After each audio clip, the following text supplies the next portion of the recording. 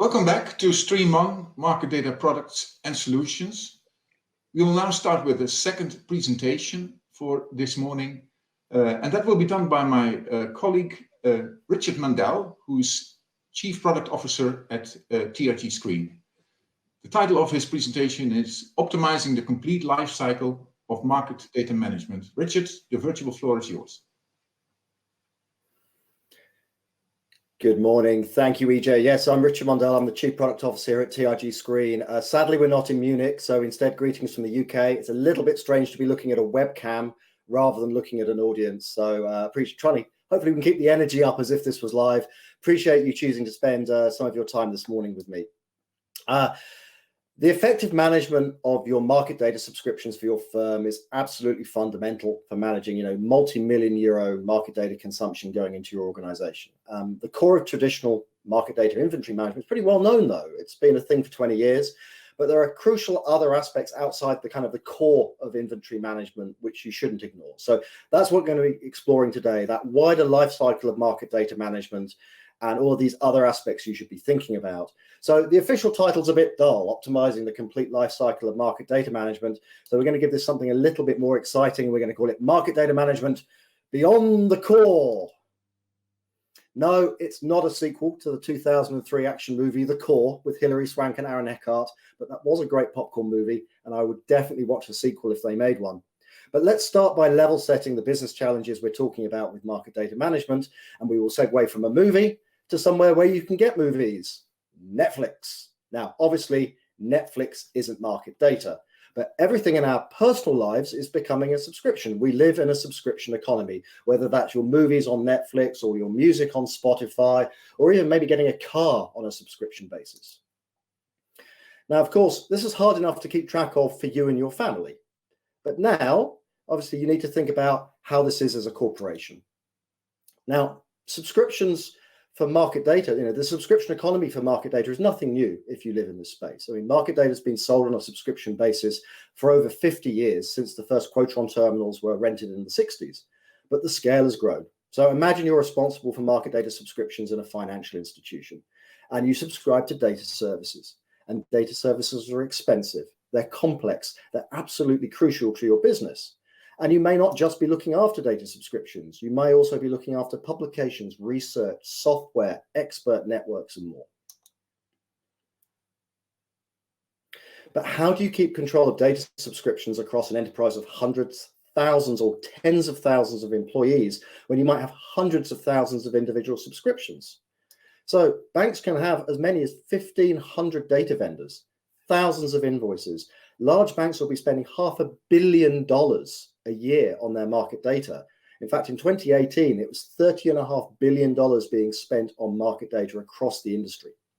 Now, you might work for a smaller institution and you might not match those total sums, but the cost per user is unlikely to be any less, and you're likely to have just as many data vendors. So this isn't just a big bank challenge. So that's the business landscape. So let's start talking about solutions and look at firstly, the traditional core of market data management. So I'm going to keep going my terrible theme of a sequel to 2003 movie, The Core. But let's look at the core of market data. And no, it's not molten rock.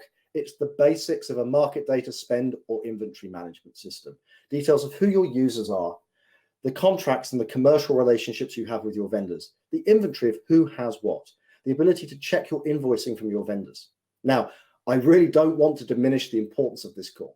If you have market data subscriptions, you need a market data spend management system. Otherwise, you're leaving 10 to 30% of cost savings on the table in the first year. And you might look at those figures and go, well, how are you going to get that? Well, it's through the cost transparency that you get, seeing your vendor relationship at your fingertips, knowing what your vendors cost, showing your users what their subscriptions are and how much those cost, and checking your invoices are correct. But this core of market data management is a bit like the core of the earth, unchanged for millions or at least 25 to 30 years. So let's go beyond that core. And the journey above the core starts with invoicing. Now, invoicing obviously is in the core, but there's a lot of value you can add above and beyond basic invoicing functionality. Obviously, checking vendor invoices is one of those fundamental things you should be doing. It's a core spend management feature. Hope you're doing that, but I bet it's taking you a lot of time to do. The basics of getting the invoice details into the system is a manual effort. So the first thing to think about outside of the core is a managed invoice reception service. Can you use a service provider to automatically process and upload your invoices into the system where they're leveraging invoice parsing technology and robotic process automation? And you can benefit from the efficiencies of them doing that at scale across multiple firms. And that's the first building block towards really kind of the holy grail of managing your market data invoices, of invoice straight through processing. Obviously, you've got to check your vendor's billing you correctly, but there's no reason that that checking should be manual. So in the vast majority of cases, actually, your vendor is billing you correctly, or it's near enough that it's not worth the cost and the time to take any further action. So have you got a system where you can set rules? So if your vendor invoices are correct or within a reasonable tolerance, you can send them for approval or payment automatically. You should be able to streamline your process. So if a correct invoice is checked and processed and sent to accounts payable, it can all be done completely automatically, not needing any manual intervention. Also, approvals are really, again, a fundamental part of the invoice process, but there's a lot of people seeking manual approval or sending an email, or even in some firms still sending a paper form around. I'm hoping post-COVID paper forms are less of a thing, but that was certainly a thing a year ago. So again, you should be leveraging software to take care of that for you, automatically routing the necessary information to the necessary person for sign-off. Really kind of the final step here within kind of the invoicing part outside of the core is getting your invoice paid. Obviously, that'll be with your accounts payable department. And again, I hope you're not re-entering your invoice into an AP system to get it paid. But again, I know a lot of you still do. So that final part in the holy grail of the invoice straight through processing is getting that approved invoice into accounts payable automatically. With that, then you should be able to go from every step to receiving the invoice, approval through to payment, completely automatically, with a human only taking manual action if there's been a problem.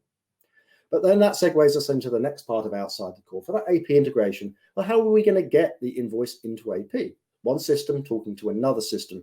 So of course, we want to be doing that in a modern way through APIs. And that outside the core mindset is about embracing APIs so systems can talk to each other automatically without having to have a human in the middle.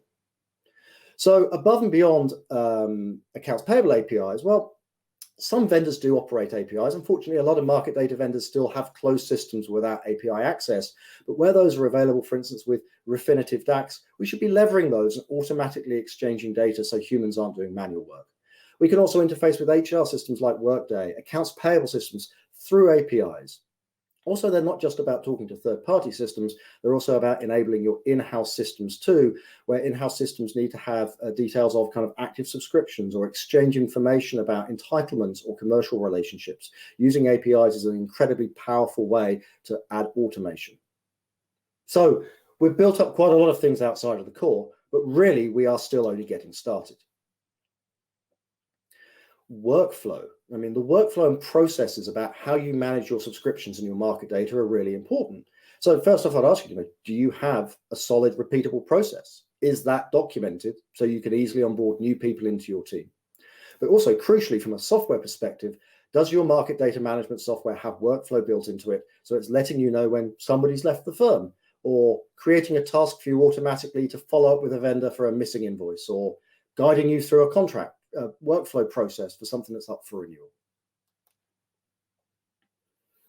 We continue. Surveying, absolutely critical tool to keeping your costs down. So you remember I said a few moments ago, global spend on market data was 30.5 billion in 2018. Well, guess what? It's gone up. Shocking, huh? It's 33.2 billion in last year. Now, some of that is an increase in demand, but also some of that is down to vendors looking for price increases in excess of that usual kind of 2 to 5% range. So if you want to defend against price rises and keep your costs in trim, you need to know, obviously, not only that your contracts are up for renewal, which is core, spend management functionality, but also the sentiment of your users. Are they happy with the service they're providing? Would they be prepared to switch to something else lower cost? Having that information, being able to survey your users and get that as part of your vendor relationships is absolutely crucial in negotiating really good pricing. Also, surveying is just a general vital tool to make sure your subscriptions are right size. I mean, proactively asking your users whether, showing them their active subscriptions and asking them whether they still need those things can yield very significant savings over time and keep your costs trimmed down. Contractual rights. Well, look, this is very close to the core on our diagram, but all too often it is very overlooked. Now, I could spend a couple of hours talking about contractual rights. I get 60 seconds on it at most today, but contractual rights, simply is about what you are and are not allowed to do with your data subscriptions. So I'd ask you the question, do you understand your contractual rights for your market data? Have you actually captured those out of your contracts? And do you know which of those rights are relevant to your firm? Can you check you're in compliance? Can you demonstrate to your vendors that you've taken commercially reasonable steps to stay compliant? Do your users understand what they are and aren't allowed to do with their data? And actually, can you show your users when they're requesting a new subscription, for instance, what they are allowed to do with that to make sure that the usage rights for the data fit in with actually what they want to do with the data? So really important area to not only think about, but also have software capabilities to help you manage. And speaking of users requesting access for things, obviously user inquiries. Without users, you'd have a very easy market data landscape to optimize because you wouldn't have any market data. But of course, we're all here because we service the needs of the users in our organization. So are you handling their requests efficiently? From a, say, market data ordering perspective, can they browse a catalog of market data services on your intranet, see the cost for those and make requests? And can those requests be routed automatically so you're not having to touch the request until they arrive with your team fully actionable? And what about other requests for reports or information or support? I hope you're not handling that through email because that is not an efficient way to do it. You'll want to make sure that you have a solution for managing and tracking all of the requests and inquiries coming into your team so everything gets handled properly, nothing slips through the cracks, and you meet your SLAs. Exchange compliance, another huge and essential topic, which is very hard to do justice to quickly. I mean, this is almost like a whole planet of itself with its own big core. But of course, consuming data from exchanges is the lifeblood of the vast majority of financial firms. But it also comes with significant obligations that you have to fulfill to make sure you're paying the right amount, or even possibly more importantly, make sure that you are not under-declaring your subscriptions and leaving yourselves open to audits and fines. So you need to make sure you understand your obligations and the policies for each exchange you consume, such as just how you declare those subscriptions and how you count the number of accesses, whether duplicate usage qualifies for discounts or refunds, and how do you claim that refund? What licenses do you need? Which of your users count as professional users versus non-professional users, which attract different fee levels? Which contracts do you need in place for which use cases? So if you're bringing data into an application, or algorithmically trading, or creating derived data, or republishing, or a million other use cases, you need to make sure you've got the right license for that use case. And ultimately, you need to be declaring this correctly so you're compliant, paying the right amount, but also not over-declaring and paying too much. So a really, really important thing outside of the traditional core that you should be on top of if you're getting exchange data into your firm. So let's take stock of how far we've emerged from the core. So started here on the inner core, and we've got quite a way up through the outer core, and I think into the mantle, I think this bit is called. But let's zoom back in, because there's a little bit more still to cover as we emerge from the core. And I think we're probably in the layer called the crust now. And in the crust is where some of the highest value capabilities are. Usage. I mean, it's all very well knowing how much your market data costs and who has what, but you really, really need to understand how it's being used. So, you can't necessarily rely on your users telling you that they're not using something anymore. They might have a service that they're completely unaware of and it's just sat there unused. So if subscriptions aren't being used, detect that, turn it off, save costs. Or maybe you've got a subscription being underused. Maybe there's a user with a training issue. They're not getting the most out of their subscription, or you could move them to a lower tier product and still meet their needs. Or maybe you can still turn it off and save some money. And including that usage data in the business-facing reporting alongside the cost is a really, really powerful tool. Also, the other way around, it's not just about unused things. Maybe you've got a subscription that's being overused. Maybe you've got more users using it than your license allows, and you've got a compliance problem brewing there. So having tooling to measure and report on your usage is really important to get that complete picture of your subscription landscape. Index licensing. It's market data, but it's also not market data, it's extra complexity. So are you able to track a catalog of your index subscriptions so you can correlate a user request for a family to the package that they need? Maybe they've got an index that could be in one or more different families or packages. Maybe you could actually rationalize some of your subscriptions if you had visibility over which indexes are available from which vendors and which packages. Of course, if you're an asset manager, you're going to have funds which are benchmarked on the indexes. So partnering with your fund managers is crucial to understand not only their benchmark needs, but correlating that back to your index data subscriptions so you can negotiate the best possible deals with your vendors. Of course, if your fund has passive funds, and this is kind of well away from the core, but still crucially important, you're making commission payments to your index vendors. So I hope you're not doing those complex calculations for those index fund commissions on spreadsheets, because that's really risky and error prone. And you're also missing transparency to get opportunity to get cost transparency by managing that alongside the rest of your index spend, the rest of your index vendor relationship, so you can see that complete picture. And again, always negotiate the best possible deals. Now, other expense types. So maybe so far you've got all this covered. You're a master of the core. You're taking care of all of the important things beyond the core. But what about other expense types like research, pubs and subs, expert networks, software?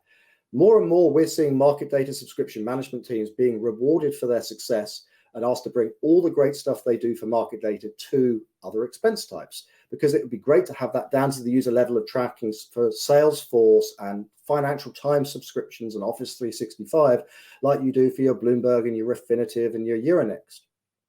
So make sure you're using tooling that you can seamlessly extend into these other areas alongside your market data and give a complete picture of your technology spend to your users. And vendor diligence. Now, due diligence on an organization's suppliers is usually a separate risk function. So it is a fair distance from the core, but it is a really important linkage back to the management of your market data vendors. So I pose you the question, are you tracking your due diligence status? Do you know your vendor risk scoring and how often you need to make sure the due diligence process on your vendors is refreshed?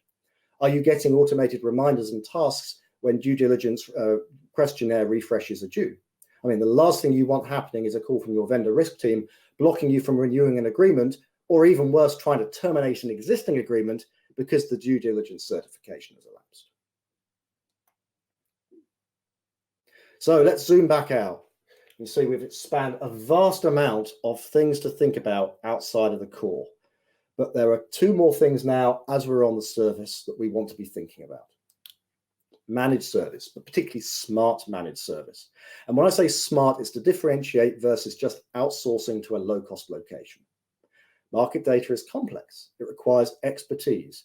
And there's really important areas of market data that having dedicated staff in your firm adds value, reduces risk, and optimizes costs. So simply throwing it all over to a low-cost center might save you some money in the short term, but rarely is successful in the long term. But also, it's really important to concentrate on what's core to your business. If you're a financial firm, you're not in the business of market data vendor invoice reconciliation. You're in the business of providing financial products to your clients. So smart managed services is really about using external expertise to perform functions, for instance, like invoice reconciliation or inventory moves, adds, and changes, where you can still get the knowledge and the skill you need, but also leverage the efficiency and scale and automation that's of an expert doing that on an outsourced basis, and reduce costs in a way that is actually very difficult to achieve directly within your firm. And the final aspect on the surface to talk about is insights. It's transforming from a core reporting, slicing and dicing raw data mentality to insights, where you've got capabilities to understand the story of what's in your market data landscape and get actionable insights. So again, if you're manipulating vast volumes of data in a spreadsheet, you really need to be moving to a paradigm where you're getting actionable insights, where you're having the greatest opportunities to optimize your costs presented to you.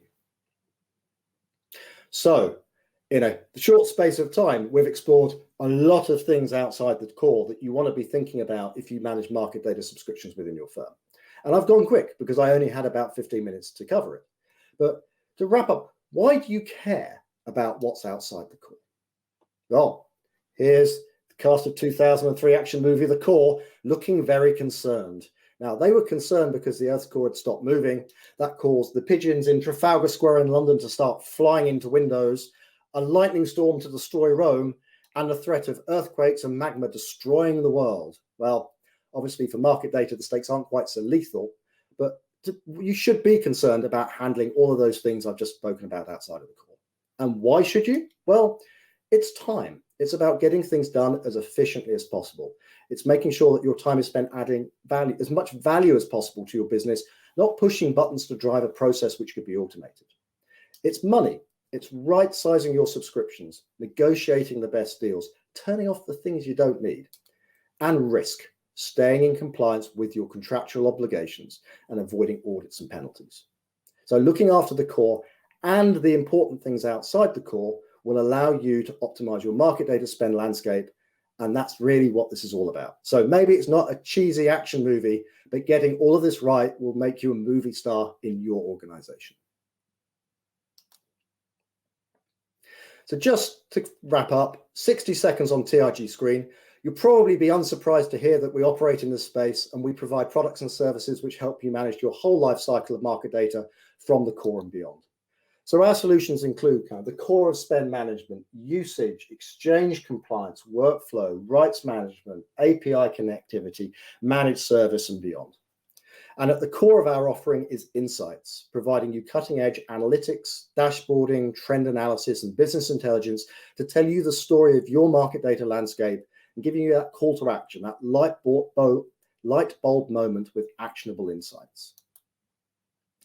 And this is all available as part of our brand new optimized platform, which we've just launched, providing all of these capabilities as a single best of breed solution.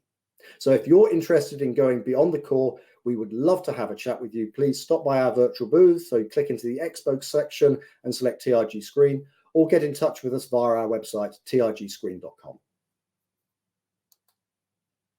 So thank you very much for joining me and going beyond the core of market data management. And well, I think I'm going to now get my Netflix on. I've got my 3D glasses here. I've got some popcorn and I'm going to go and watch the core. So thank you very much for joining me this morning. Enjoy the conference and I look forward to speaking to you in person soon.